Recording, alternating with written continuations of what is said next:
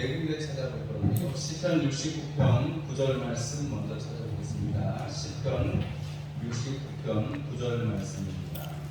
구약성경 851조 시편 69편 9절 말씀입니다. 시편 69편 9절 말씀 함께 읽겠습니다. 주의 집을 위하는 열성이 나를 삼키고 주를 비방하는 비방이 내게 미쳤나이다. 아멘. 마태복음 말씀입니다. 마태복음 요한복음 2장 15절에서 17절, 요한복음 2장 15절에서 17절까지 말씀 145쪽입니다. 요한복음 2장 14절과 15절 말씀 함께 읽겠습니다. 성전 안에서 소아장과 그를 비판하는 사람들과 돈 바꾸는 사람들이 앉아있는 것을 보시고 노끈으로 채찍을 만드사 양이나 소를 다 성전에서 내쫓으시고 돈 바꾸는 사람들의 돈을 쏟으시며 상을 엎으시고. 그 다음에 우리 17절까지 읽어야 되는데 16절 다시 읽겠습니다. 그들 비판하는 사람들에게 이르시되 이것을 여기서 가져가라. 내 아버지의 집으로 장사하는 집을 만들지 말라 하시니 제자들의 성경 말씀에 주의 전을 삼하는 열심히 나를 삼키리라 하는 것을 기억하라. 아멘. 말라기 3장 1절입니다. 구약성경 말라기 3장 1절 말씀. 말라기 3장 1절 말씀 1329쪽입니다. 말라기 3장 1절입니다. 만군의 여호와가 이르노라. 보라, 내가 내 사자를 보내리니 그가 내 앞에서 길을 준비할 것이요 또 너희가 구하는 바 주가 갑자기 그의 성전에 임하시리니 곧 너희가 사모하는 바 언약의 사자가 임하실 것이라. 아멘. 마태복음 2장 21장 12절에서 13절의 말씀 함께 보겠습니다. 마태복음 21장 12절에서 13절의 말씀 함께 읽겠습니다. 예수께서 성전에 들어가사 성전 안에서 매매하는 모든 사람들을 내쫓으시며 돈 바꾸는 사람들의 상과 길을 비하는 사람들의 의자를 불러엎으시고 그들에게 이르시되 기록된 바 내 집은 기도하는 집이라 일컬음을 받으리라 하였거늘 너희는 강도의 소굴을 만드는도다 하시니라. 아멘. 할렐루야. 오늘 저녁에도 예배 자리에 또 말씀을 상고하는 자리에 계신 여러분들을 주님의 이름으로 축복합니다. 오늘은 시편 69편 9절 그리고 요한복음 2장 15절에서 17절, 말라기 3장 1절, 마태복음 21장 12절에서 13절의 말씀으로 성전이라는 제목으로 함께 말씀을 나누려고 합니다. 성전, 예수님께서 이 성전에 관련돼서는 저 성전을 허물어라고 내가 3일 만에 다시 짓겠다 하신 것도 있고 또 이 성전을 정화했다고 성전 정화하는 사건이 성경에 기록되는 것을 우리가 볼 수가 있습니다. 그것을 통해서 하나님의 열심이 또 하나님께서 우리를 성전 삼으시고자 하는 비밀이 예수님의 사역을 통해서 약속의 말씀이 예언되고 또 예수님을 통해서 이루어짐을 통해서 우리가 하나님의 열심 또 우리가 하나님께서 우리에게 베풀 수 있는 큰 사랑을 우리가 깨달을 수가 있는데요.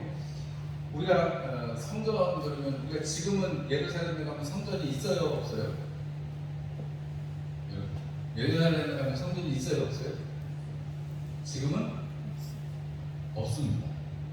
지금은 없어요. 우리가 성전이 보통 세 개의 성전이 있습니다. 성경에 세 개의 성전이 나타나는데 첫 번째는 성전이라고는 할 수 없고 하나님께서 이스라엘 백성들을 출애굽시키셔가지고 성막을 짓게 하시죠. 모세에게 시내산에서 이렇게 성막을 지어라 만들어라 라고 말씀을 하시고 모세가 사람들을 불러서 써가지고 그대로 하나님께서 온갖 사람들의 헌신을 통해서 사람들이 나중에는 너무 많이 바꿔서 그만 갖고라고 할 정도로 그렇게 사람들이 다 하나님 앞에 드려가지고 성막을 짓지요.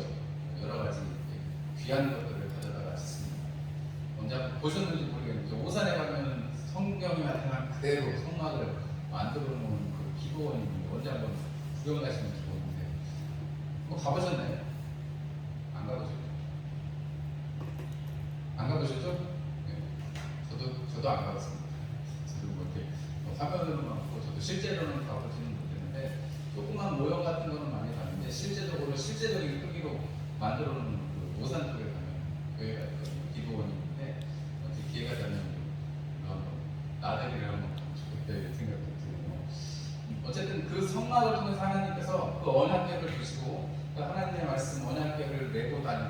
그 언약궤를 중심으로 살아가게 하셨죠. 근데 하나님께서 그 언약궤를 딱 두고 생활을 하게 하셨는데, 다윗이 생각할 때 자기는 왕궁을 잘 짓고 자기는 이렇게 화롭게 사는데, 하나님의 이 언약궤가 장막에 있는 게 조금 마음이 그렇기도 하고, 하나님의 전을 세워야 되겠다는 열심히 생각하고 어떻게 했어요? 하나님 앞에 기도하고 재물을 많이 모으죠. 성전을 지을 밑바탕을 많이 마련을 합니다. 두로왕 히람이 돕기까지 하고, 두로왕 히람이 백향목과 이런 거 많이 보내줬잖아요. 그런 걸 따지면은 하나님의 전을 짓는데 이미, 그러니까 성전 첫 번째 솔로몬의 성전을 지을 때부터 하나님은 이방의 왕을 사용하셔서 이방의 재물들을 가지고 오시는 모습을 보면, 우리 하나님께서 이스라엘의 하나님이시기도 하지만 모든 민족의 하나님이신 것을 우리는 솔로몬의 성전이 세워지는 것을 통해서 우리가 알 수도 있고 합니다. 어쨌든 아버지 다윗과 두로왕 히람 많은 사람들이 하나님의 전을 위해서 준비를 하고, 다윗이 전을 짓지 못합니다. 너는 피를 너무 많이 흘려서 너는 안 되고 내 자식들에게 내가 짓게 하겠다 해서 솔로몬이 아버지가 준비해준 그 재물을 가지고 성전을 짓게 되죠. 그래서 성전을 짓고 나서 하나님 앞에 기도하는 기도의 그 제목들이 그대로 이스라엘의 역사에 응하는 것을 보게 됩니다. 솔로몬의 그 영화가 얼마나 컸던지 나중에 학교에서나 이런 데 보면, 포로에서 돌아온 사람들이 이전 영광보다 못한 저 보잘것없는 성전, 이러면서 솔로몬 성전의 영광을 굉장히 노래하는 모습을 우리가 볼 수가 있습니다. 금 이런 거 해서 기둥을 감싸기도 하고 엄청나게 그 보화가 많았던 것을 우리가 볼 수가 있죠. 나중에 그 이방 땅에서 왕국 연회에 쓸 정도로, 그 정도로 많은 성전 기물이 나오는 것을 보면 솔로몬 성전의 영화가 얼마나 컸는지 우리가 알 수가 있습니다. 두 번째 성전은, 첫 번째 성전이 다 폐허가 되고, 여러분 그 두 번째 성전은 언제냐면 포로에서 돌아와가지고 수룹바벨 성전이라고 하는데, 첫 번째는 솔로몬 성전, 두 번째는 수룹바벨 성전이라고 하는데, 포로에서 돌아온 사람들이 제일 먼저 성벽을 두고 하나님의 전을 짓는 그 역사들을 이루게 되죠. 그래서 수룹바벨 성전이 있습니다. 그리고 그 수룹바벨 성전도 망가졌다가 예수님 태어나실 때 왕 이름이 뭐죠? 헤롯 대왕이죠. 헤롯 대왕을 통해서 성전이 생깁니다. 역사를 이렇게 조사를 해보면 BC 한 20년부터 시작했고 AD 64년까지 그 80년 동안 지었다고 하는데요. 헤롯 대왕은 유대인이 아니었다고 성경 그 역사에 기록이 되어 있습니다. 그래서 이 이두메인이라고 그러는데요. 이 헤롯 대왕이 로마의 환심을 사가지고 유대 지역을 다스리는 왕이 되었는데, 유대인들의 마음을 얻어야 되잖아요. 그래서 성전을 짓겠다 해가지고 엄청나게 멋진 성전을 짓느라고 오래 짓고 있는 거예요. 예수님이 그런데 그렇게 막 아직도 짓고 있는 성전을 해서 저거 다 때려부시면 내가 3일 만에 짓겠다 하시니까 사람들이 얼마나 웃기겠어요. 아직도 짓고 있는데. 우리 왜 스페인에 가면 가우디 성당이라고 아직도 짓고 있는 성당 있잖아요. 파밀리의 성당이라고, 가우디라는 사람이 설계한 성당이 벌써 200년째 짓고 있거든요.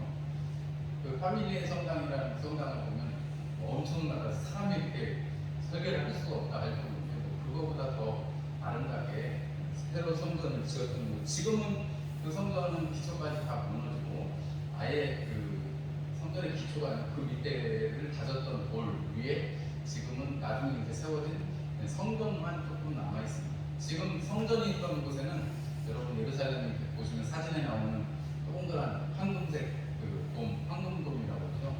그 이슬람의 3대 사원 중에 하나인 알락사 사원이라는 사원이 옆에 있고, 그 우리가 보는 그 황금돔이라는 게 있습니다. 거기가 이슬람의 3대 성지 중에 하나예요.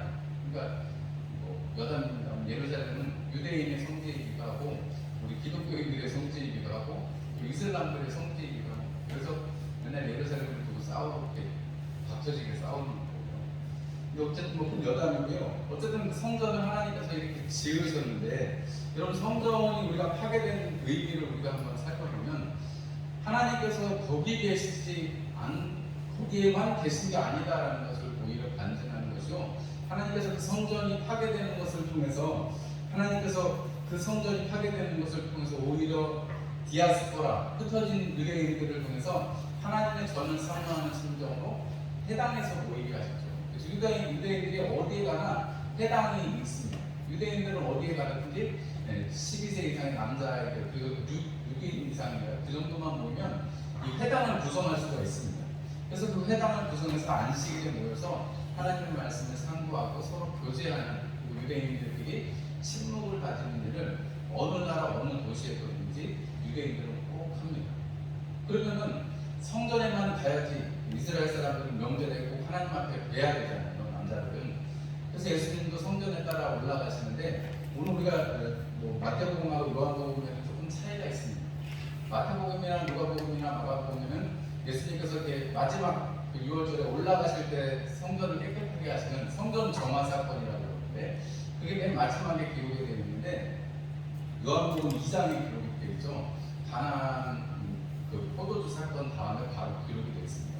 조금 순서적인 차이는 있긴 한데 예수님께서 매번 올라가실 때 요한복음에는 예수님께서 예루살렘에 여러 차례 올라가시는 게 나오거든요. 다른 성경에는 잘 나오지 않고 그런 것을 우리가 다 이해할 수는 없지만 분명한 한 가지는 이 성전 정화의 사건을 통해서 하나님께서 지금 사람들이 생각하고 있는 성전, 지금 예수님이 오시기 한 200년 전쯤에는 성전 안에다 제우스 신을 세우는 그러한 일도 있었습니다. 여러분 한번 생각을 해보세요. 어떤 신을 섬긴다 그러면 그 신을 섬기면 여러분 어느 신전이든지 가면 뭐가 있어야 돼요? 신의 형상이 있어야 되죠. 맞지? 불교도 가면은 어디 가든지 그 문에는 사천왕상 있고 이런 대웅전에 가면 불상이 크다는 거 있잖아요. 그렇잖아요, 여러분.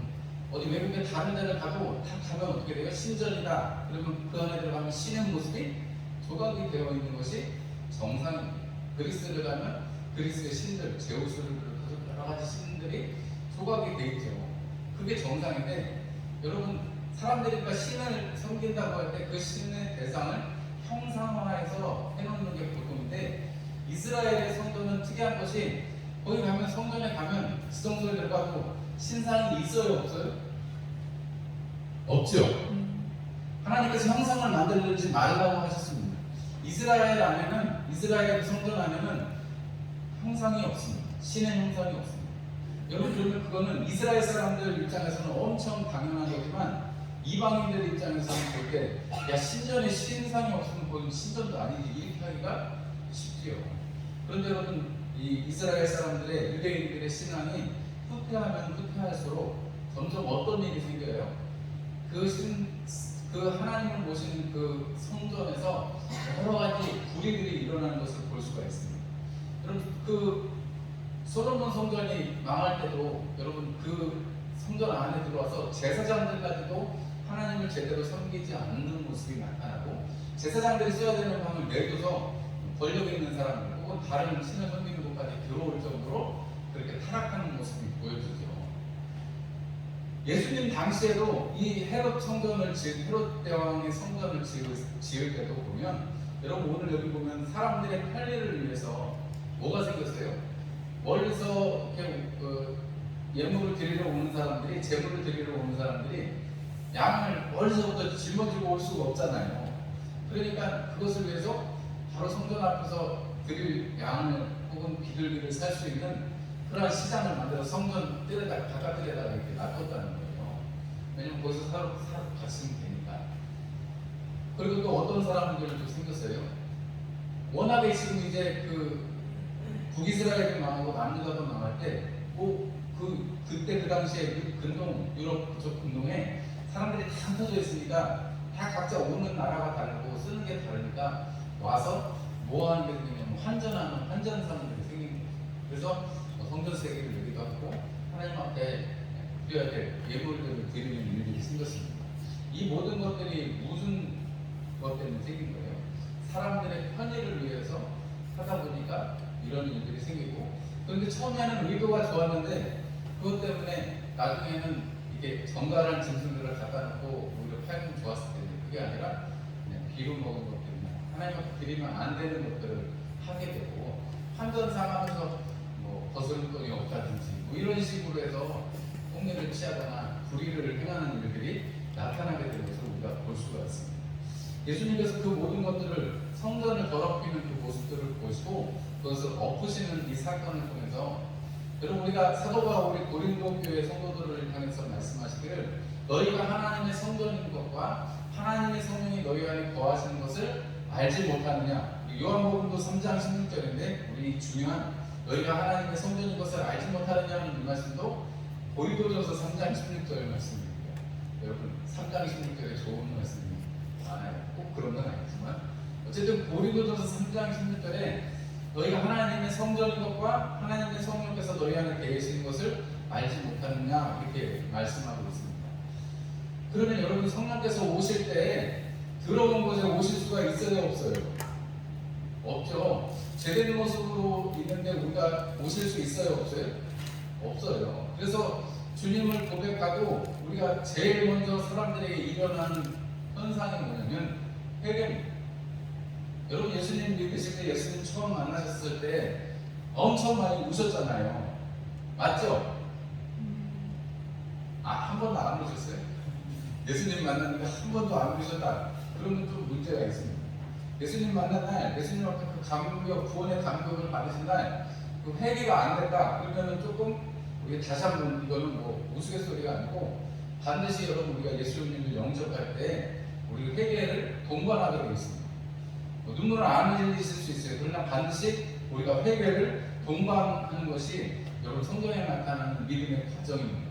회개를 통해서 무엇을 하시는 거예요? 마치 이렇게 성전인데 성전에 이렇게 동물들을 팔고 재물을 팔고 환전하고 있던 나를 위해서 가지고 있던 그 모습들을 싹 제거해 버리시고 하나님께서 거룩하게 우리를 만들어 주시는 사건, 그게 바로 성전 정화의 사건이고 여러분 우리가 사도 바울의 얘기를 통해서 너희가 하나님이 거하시는 성전인 것을 알지 못하느냐 하신 말씀의 뜻이다 이렇게 말씀을 드릴 수가 있겠습니다. 여러분 에스겔은 성전이 다시금 세워지는 그런 환상을 봅니다. 그런데 그 성전은 지금 이 땅에 있는 성전이 아니고 마치 요한계시록의 사도 요한이 보는 것 같은 환상 속의 성전을 봅니다. 에스겔이 본 성전 혹은 사도 요한이 본 성전 새 예루살렘 성과 그 하나님의 영광의 보좌가 있는 그곳을 우리는 성경의 그 글을 통해서만 우리가 알 수 있습니다. 그러나 분명한 것은 그거는 이제 우리가 나중의 것이고 기록에 있는 대로 우리가 상상하면서 그려볼 수 있는 것이지만 여러분 사실은 우리가 너희가 성전이다라고 표현할 때 한 사람 한 사람이 아니고 두세 사람이 내 이름으로 모인 교회가 바로 성전이다라고 주님이 말씀하셨고 여러분 그 교회를 이루고 있는 우리가 바로 성전의 일부라는 것을 성경은 말씀하고 있는 것입니다. 에스겔은 그 성전 환상의 성전을 보면서 여호와 삼마라고 합니다. 하나님께서 여호와께서 거기 계시다는 뜻이죠. 여러분 예수님이 이 땅에 오셨을 때 그 이름을 뭐라고 하라고 그러셨어요? 예수라 하라. 그리고 그 이름을 임마누엘이라 하리라 이렇게 말씀하셨습니다. 여러분 구원하실 분, 우리와 함께 하시는 하나님, 그분이 바로 우리를 성전 삼으시고 우리 안에서 거하신다 하는 것입니다. 여러분 우리가 얼마 전에 살펴봤던 하나님의 나라는 먹고 마시는 것이 아니라 의와 평강과 희락이다. 어디 안에서요? 전제가 성령 안에서입니다. 성령 안에 있기 때문에 하나님의 다스리심이 있기 때문에 우리가 성전이고 하나님이 거하시는 그것이 있기 때문에 그 안에 예수의 피도 있는 것이요 의와 평강, 하나님께서 주시는 영광이 있는 것이고 그 다음에 그것 때문에 우리에게 기쁨이 넘치는 것이죠. 그래서 여러분 오늘 성전에 대해서 살펴보았는데 여러분 주님께서 이 땅에 오셔서 성전, 하나님 앞에 예배드리는 그 성전, 엄청나게 큰 그 성전에서 그 옛날 성전에는 유대인 남자, 여자, 그 다음에 이방인 모입해가지고 여러 가지 뜰이 있었다는데요. 축구장 몇 개 정도, 한두 개 정도 크기 정도 됐다고 하는데 제가 정확하게 그 크기까지는 기억이 나진 않습니다. 지금도 통곡예배역은 굉장히 큽니다. 남자, 여자 관심이 나눠주기도 하고 여러분 그런 눈에 보이는 것이 아니라 이제는 주님께서 눈에 보이지 아니하시는 또 눈에 보이기도 하는 우리 교회를 성전 삼으셔서 우리와 함께 하시고 하나님의 영광을 우리에게 부어주셨습니다. 여러분 이스라엘 백성들에게 성전을 주시고 솔로몬이 했던 기도를 한번 돌이켜보면 하나님 이 영광, 이 전을 통해서 영광을 받으시고 하나님 기도하는 자들마다 하나님의 은혜를 받게 해주세요. 이렇게 하죠. 예수님께서 이 성전은 만민의 기도하는 집이다라고 말씀하셨습니다. 여러분, 하나님을 향해서 성전을 바라본다는 것은 여러분 하나님을 바라본다는 것이요, 하나님의 은혜를 구하는 것이다, 이렇게 말씀을 드릴 수 있습니다. 여러분, 성전을 바라보는 이 한 주간이 되시기를 주님의 이름으로 축원합니다. 여러분들이 지나다니실 때 교회 보이실 테니까 우리 교회가 참 좋아, 위치가 좋아가지고 어디 사방팔방에서 봐도 다 우리 교회는 또 이렇게 종탑이 높게 올라가 있어가지고 잘 보이잖아요, 교회 탑이. 여러분, 교회 지나다 어디 이렇게 뭐 버스 타고 나가시거나 아니면 뭐 다니실 때 교회를 바라보실 때 뭐 이게 그 성전은 아닙니다만, 여러분, 하나님께서 우리를 성전 삼으시고 우리로 하여금 예배하고 하나님을 찬송하게 하시는 것이 얼마나 감사한 일인지를 다시금 또 기억하시고 하나님께 감사하시는 이번 한 주간이 되시면 좋겠습니다. 하나님께서 이 성전을 주셨는데, 이 예배당을 주셨는데, 또 이 예배당을 주신 것뿐만 아니라 나를 성전 삼으셔서 주님 오시는 날까지, 또 내 호흡이 다하는 날까지 하나님의 다스리심, 하나님의 통치를 가지고 갈 수 있도록, 경험할 수 있도록 하시는 거, 여러분, 이것이 큰 은혜인 것을 여러분 감사하고 이 한 주간에 기쁨이 넘치시는 저와 여러분들이 되시기를 주님의 이름으로 축원합니다. 기도하겠습니다. 하나님, 우리 아버지,